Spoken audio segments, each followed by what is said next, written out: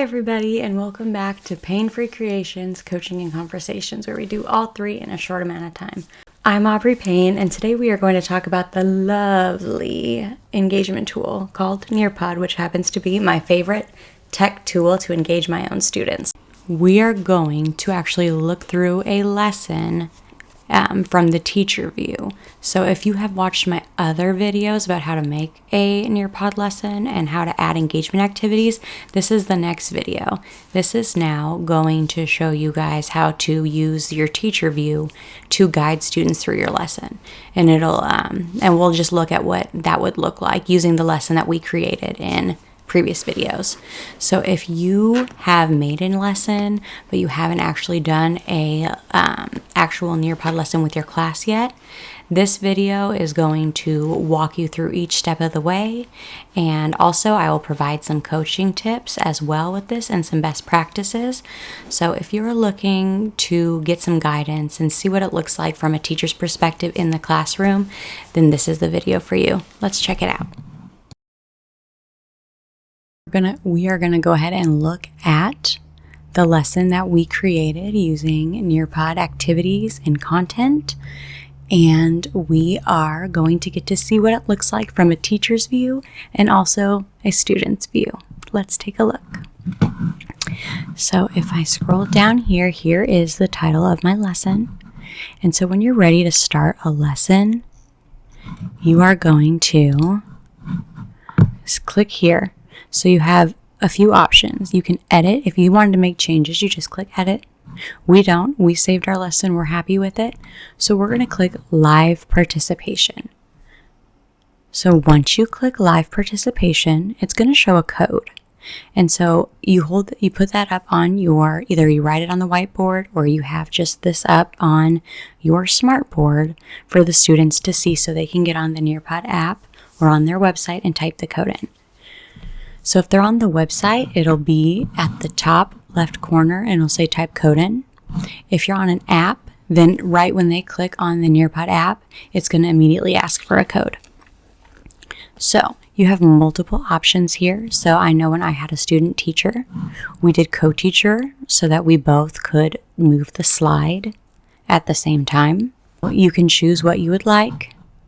Once the students have the code typed in, you can go ahead and move on. So you click out of it, that's fine. The students, if you need to get the code back up, you're just going to click this again and it'll pop back up. So let's say you have everybody logged in. So if you go down here to where the 3 people are, you can see who's logged in. This is helpful for those students who say they're logged in, but they're really not. So when you click it, it'll tell you. Right now, I don't have anybody on here. You can also see a list of their names, which is also important because there are students who are going to try to use inappropriate names. So having this here, when a student's name pops up, you can click X on it and that'll kick them off, and you can let them know quietly that they need to use their actual name for data purposes. I always tell the kids, I give them a good reason not to use a name that's different than theirs. And I always tell them that I get all of your answers, and I would hate for such a brilliant answer to be wasted on a name where I can't figure out what student that is. So once you see everybody's on, this was the first slide we chose. So while kids are waiting for everybody to log on, they will see this word search. I mentioned that when we were creating the Nearpod lesson, that putting an activity at the beginning of your Nearpod as the first slide will help with behaviors and keeping kids' attention on the Nearpod lesson rather than messing with others in the classroom or doing behaviors that are not acceptable. So having them work on this, because there are students who are going to have some issues and might take a little bit longer, especially in the beginning when none of the students are really used to it yet, I always give them an activity. So here's their word search. They can pick a pen. I always have them just do a highlighter, and they can find the sight words. And see, it writes just like that. So teacher view wise, if I click up here, I can view teacher. So now let's move on. Now everybody's logged in. I'm going to click the arrow. So I have a slide here and it has the objective and an anchor chart. I can visualize the story. I usually have the students read it with me. If you have any ELL students or students who may be lower level readers, there is an immersive reader right here that they can click on and it'll read it to them. So now I have a recording. So if I'm doing this lesson whole group with everybody, then I'm going to have anything that has sound. I'm going to do it on my device only, this device only, because if you have heard 20-something iPads playing something the exact, they all push play and they play at different times, and it's just very loud and chaotic. So unless they have headphones, I would suggest you just play it on the device that is on the smartboard or whiteboard. So this device only. You can choose to have that be the selection for everything or just this once. Okay, and so now it says I can read my sight word. So again, I usually have the students read it with me, or we echo read it if it's the first time we're reading this sight word poem. And then they can also listen to it because I recorded my voice.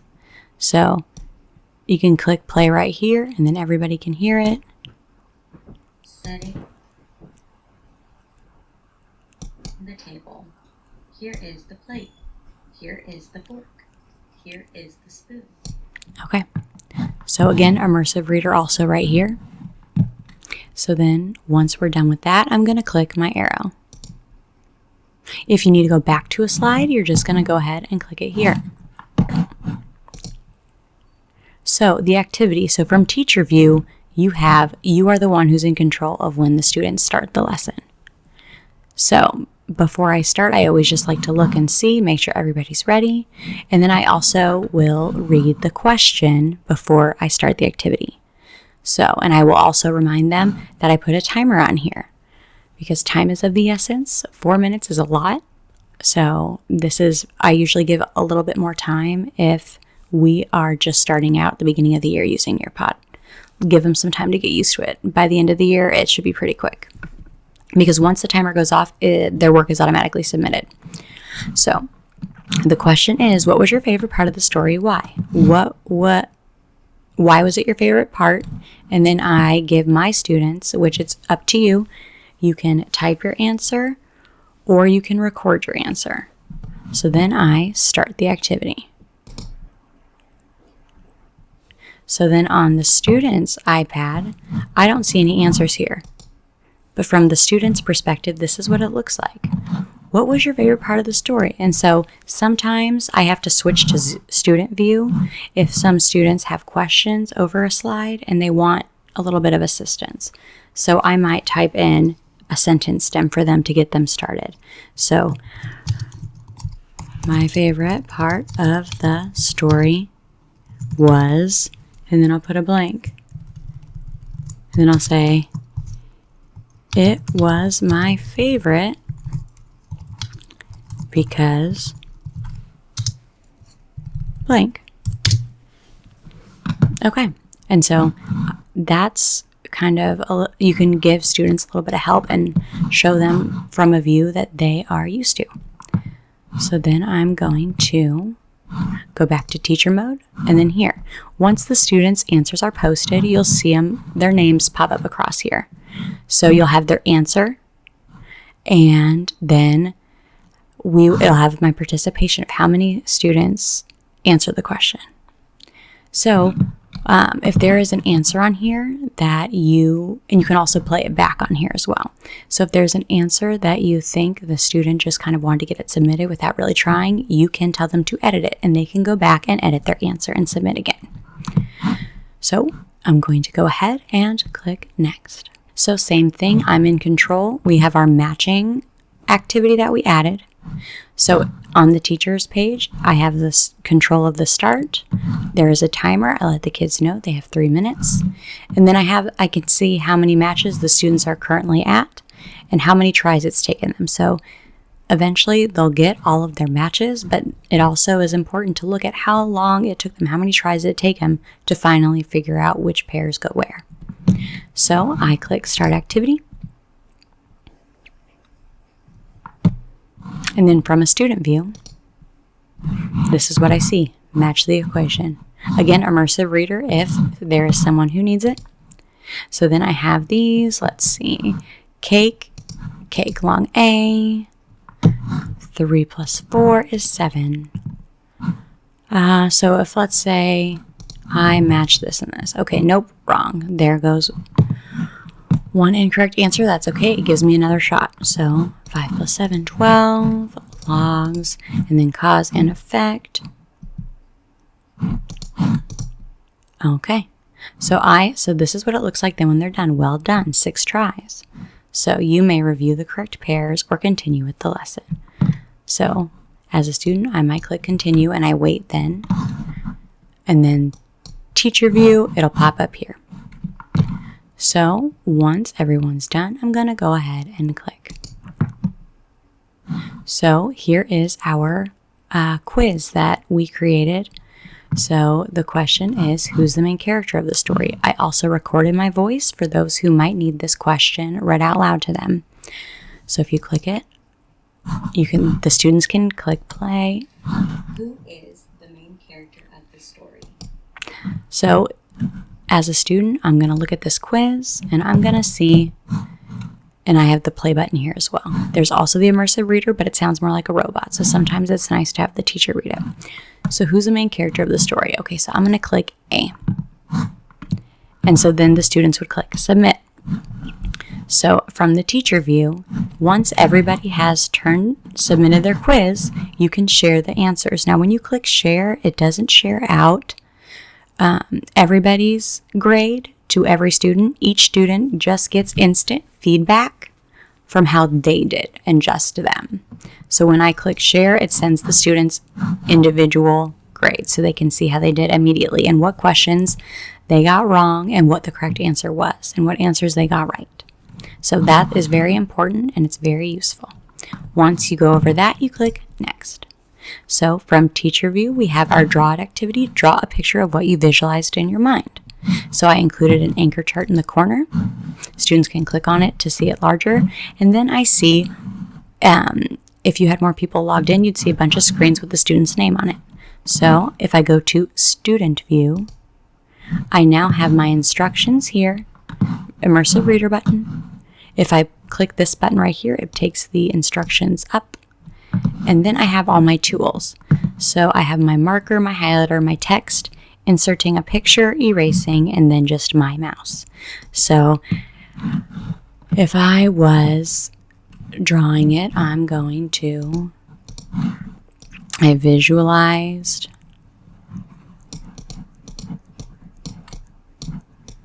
so see, here's my picture, and then I can continue. If they want to add a picture, they just click the mountain button. Also, I give the students, if they don't want to draw, sometimes, drawing's not everybody's thing, I give them the option of typing it out. So it gives them a little element of control in their choice, and more students seem to stay engaged and not check out when they are giving choices on how they can answer a question. So they're going to type it, they're just going to move it to the square and type their answer. Once they're done, they click submit. Once they submit it, you'll see a box like this and a little preview of their drawing. What's cool about this feature is that as you're seeing kids work, you can give them instant feedback, clicking on their screen and writing on their screen with them. That was super helpful when we had COVID and we were all teaching online. When you're in person, it's easier just to walk over and kind of talk them through it. But that is that option where you can give them instant feedback on their screen. So I'm going to go ahead and click next. Thing I wanted to mention, actually, let me go back. Okay, from the teacher view, when you click on a student's work, there will be a button that says share. This is a big deal for at least second grade. I like to think that even the older kids, they might not share their excitement as much, but they have the same feelings toward it. You can share answers. So from the teacher view, you can click share and it shares just that one student's work. So I'll click arrows. It'll give you the option to click an arrow right here, and you can click through each student's work. I only share the ones that you can tell the student put effort in and tried. It doesn't have to be right, but If it's blank, obviously I'm not sharing it. If they played around and didn't do it correctly, their work does not get shared. It's the good examples of hard work and effort. And I make sure that everybody, we go over this at the beginning of the year, that we are a classroom community and we all silent clap for every student's work. So we can share out their work, and it just sends that picture onto everybody's iPad. They have no control over it, but it's a really nice thing to kind of celebrate their work and working hard. And then so now we have our collaboration board. Find something in your house that's the shape of a cone. So from teacher view, this is where we have some important options. So from teacher view, you have these options, and I find them very useful and helpful. So students can see each other's names. Depending on what it is, I'll either leave the names on or I leave them off and it's just a bunch of stars. Students can edit responses. I just leave it off for now. But then I want the permission to approve the post first. That is important to me. So when I click that, students can submit their answer, but it can't go on here until I approve it. If you don't do that, that's fine. There's a trash can next to each answer that you can click on to delete ones that you don't prefer, but I just feel like it saves me time in the long run. So then if you click show pending, it'll show you all of the students' answers that are waiting to be approved. You click approve. So from a student view here, it looks just like this anyways. They can type their thoughts. They can go over here and take a picture or look up a picture using this quick Google search. So I don't have my iPad connected, so I can't look it up. So I'm just going to pretend like I found this ice cream cone in my kitchen. So then I can share it. So see, here's what it looks like when a student answers. It has their name, and then students can give love to people's answers. That's why sometimes I like to turn the names off so that they have no idea whose answer is whose, because sometimes they just get clicky with it. So taking the names off spreads the love. So then I can click here, and this is where you can click the delete post if it somehow slipped through. So now here's a poll. I usually do this in the beginning and at the end, but it gives me instant feedback. I remind the kids that it's important to be honest and open with me. I will keep it anonymous. So students, they'll give an answer. This is easy. I mastered the skill. We'll go here. They click submit. So then as a teacher, this is what I see on my screen. I see student, and it tells me if they clicked A, B, or C. If you do not want, if this is what's showing on your screen and you don't want anyone to see it, you can click this I right here, and that will hide the student names and their answers when it's on the screen. So once you're done, you can share, and it'll show a whole class poll. It doesn't say who picked what. It just says 20% chose A, 30% chose B. So it just kind of lets the kids see where everybody's at. You know, they're not alone in this. I'm going to click share, and all it shows is what the majority chose, how many needed help, and who was getting better but just needed a little more practice. Continue on, and we have our fill in the blanks. This is the teacher view. If I view my answers here, this is where I can see the fill in the blank. So let me go back here. Let me see if I can get my student view for this one. So I am going to start by finding, okay, I see the A for airplane. I'm dragging it and putting it there. Oh, okay, bicycle. Computer. Dress. Oh my gosh. Dress. Elevator. Me how many they placed in the right spot the first time. So then I'm going to click my arrow when it looks like everybody's turned it in.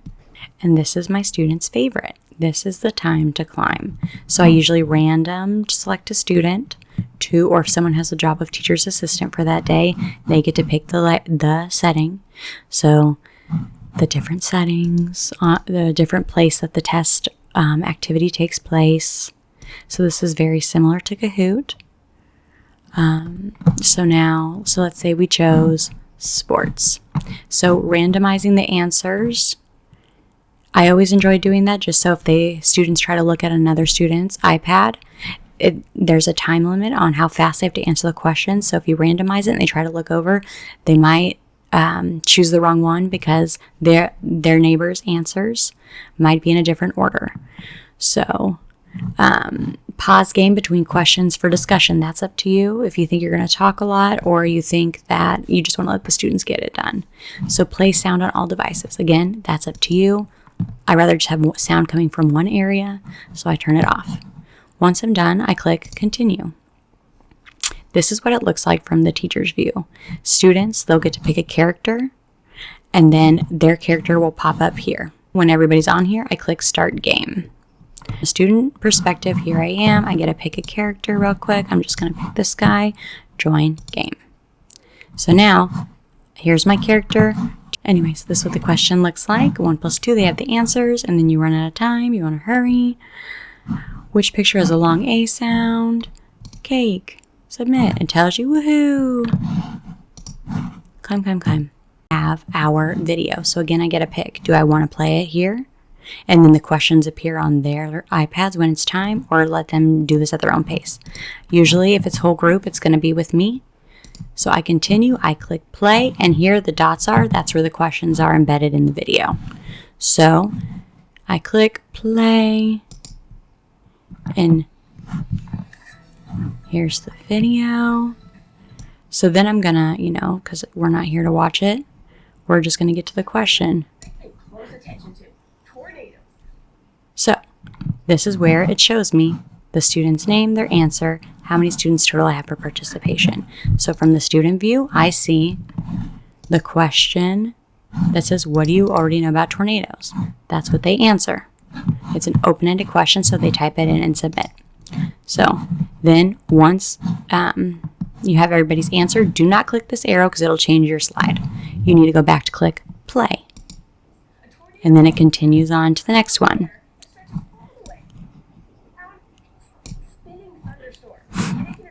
And this was an already created video that I picked up from the Nearpod library. So here's my view, what I see. For the poll, how many correct, incorrect, how many have no answer.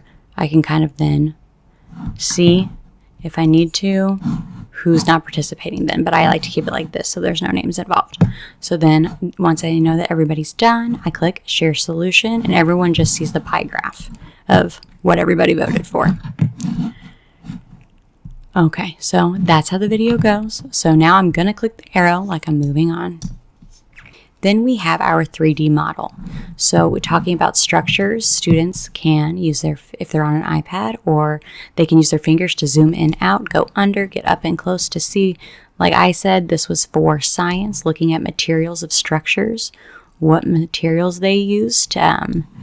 And so they can, if that's something they can write down, they can talk with a partner, what structures they observed, or what material they observed in the structure to keep this bridge that is huge and long, sturdy, and safe for people to drive on.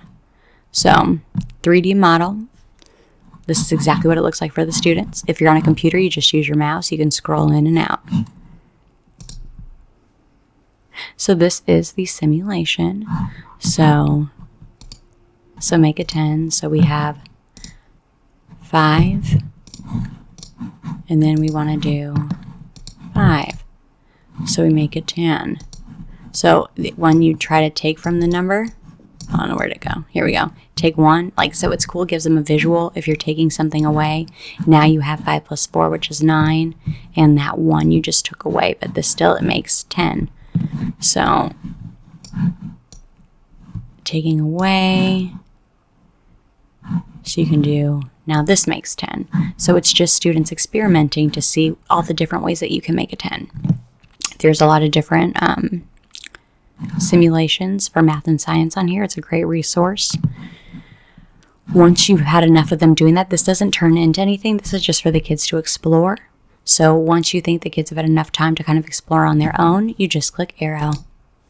This is the virtual field trip. Students love it. This is what it looks at the students and the teachers. Except if you have an iPad, they can enter VR mode and they can walk around like they're there. The kids really enjoy it.